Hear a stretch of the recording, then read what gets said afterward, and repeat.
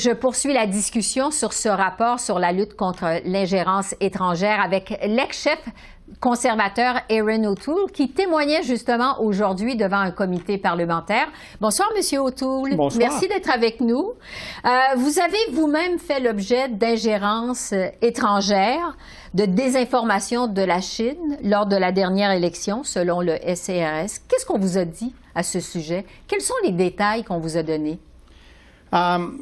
C'était inquiétant au fin de ma carrière comme un député d'apprendre que j'étais une cible de l'État chinoise comme chef de l'opposition et peut-être avançant comme porte-parole pour les conservateurs. Et c'est pourquoi j'étais ici sur la colline aujourd'hui parce qu'on doit travailler sans partisanerie sur l'enjeu de l'ingérence étrangère. Parce que nos institutions, notre démocratie mérite une réponse sérieuse. Et c'est pourquoi j'ai beaucoup de temps pour le comité, mais aussi pour l'enquête indépendante avec Mme Hook. C'est très important pour le Canada de préparer contre l'ingérence avant la prochaine élection, en 2025 peut-être. Et on doit apprendre les leçons de 2019 et 2021. Et vous avez raconté pendant votre témoignage aujourd'hui qu'on vous a averti que vous alliez continuer d'être ciblé par la Chine, même après votre départ de la politique. Qu'est-ce qu'on vous a dit à cet égard? C'était une surprise pour moi parce que pendant le briefage, j'ai dit que je ne suis pas le chef et je vais faire ma retraite cet été. Après ça, je vais être une cible.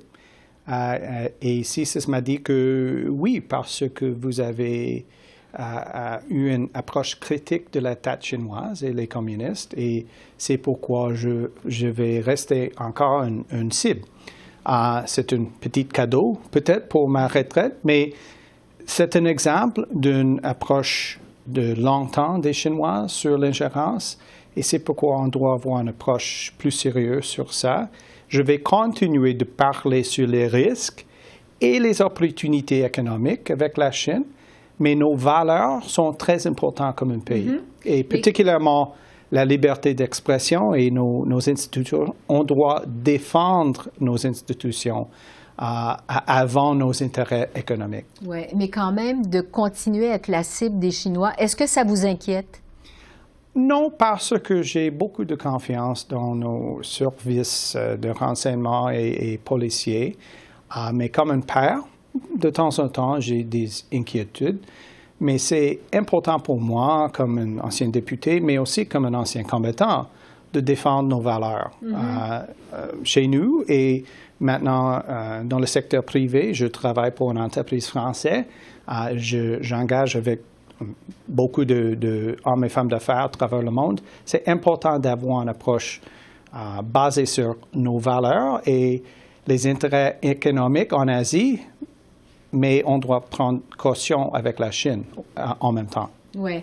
Vous avez demandé aujourd'hui au comité pourquoi personne vous a interviewé à cet égard, vous ou votre président de campagne. Qu'est-ce que vous pensez du travail du gouvernement Trudeau dans le dossier? C'était une erreur avec le rapport de M. Rosenberg de parler avec beaucoup de personnes concernant l'élection de 2021, mais pas moi, le sujet de l'ingérence étrangère. Et j'ai eu un chef de ma campagne qui était en charge de le sujet. Il a reçu une enquête sécuritaire pour le job.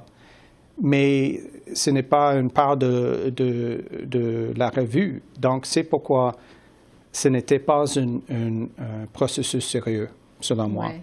Et c'est pourquoi j'ai demandé, il y a un an, d'avoir une enquête indépendante par un juge, pas par un ancien fonctionnaire, et malheureusement, un ancien fonctionnaire qui a aussi travaillé pour la Fondation Trudeau. Oui. On a besoin d'une approche sans conflit professionnelle et basée sur nos lois et nos valeurs. Oui, il y avait le rapporteur spécial, M. Johnson, finalement, qui s'est retiré et qui a laissé la place à une enquête publique menée par Mme Hogg.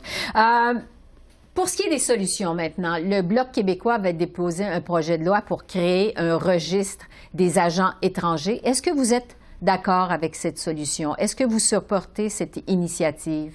Oui, c'est un outil important et on a déjà proposé ça pendant le dernier Parlement. Et c'était un député de moi, Kenny Chiu, qui était le sujet de l'ingérence après un projet de loi sur un registre. Donc, c'est un exemple d'un outil important et on doit voir ça et peut-être on va voir une initiative du gouvernement avant le rapport de Justice Hogg parce que nos alliés ont un outil comme ça, on a besoin ici au Canada. Et ce registre, il pourrait ou il devrait prendre quelle forme exactement, concrètement? C'est comme le registre pour les lobbyistes sur la colline. Les Canadiens et Canadiennes méritent transparence, et particulièrement sur nos politiques, les projets de loi sur la colline, les réunions avec les ministres. C'est important d'avoir transparence si vous travaillez pour une entreprise ou si vous travaillez pour un gouvernement ou une entreprise qui était réglée par un gouvernement comme la Chine. Et la transparence est importante dans une démocratie. C'est un rôle pour le média, mais c'est aussi important d'avoir totale transparence sur la colline, juste comme les lobbyistes, même chose pour les pays.